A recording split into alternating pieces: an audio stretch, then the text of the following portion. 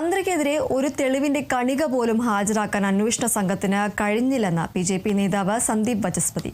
കോടതിയുടെ ഉത്തരവിൽ എല്ലാ കാര്യങ്ങളും വ്യക്തമായിട്ടുണ്ട്. തന്ത്രിയുടെ അറസ്റ്റിന് പിന്നിൽ സർക്കാരിന്റെ താൽപര്യം എന്താണെന്ന് കോടതി ചോദിച്ചിട്ടുണ്ട്. ആഭ്യന്തര വകുപ്പ് മറുപടി പറഞ്ഞേ മതിയാകൂവെന്നും സന്ദീപ് വാചസ്പതി പറഞ്ഞു.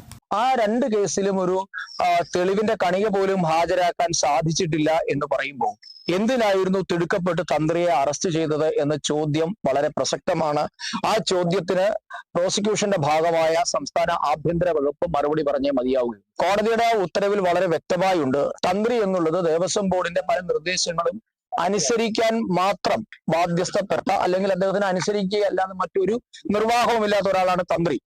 ദേവസ്വം ബോർഡിന്റെ നിർദ്ദേശത്തെ അനുസരിക്കാൻ മാത്രം ബാധ്യസ്ഥപ്പെട്ട തന്ത്രിക്കെതിരെ കേസെടുത്തത് ദുരൂഹമാണ്.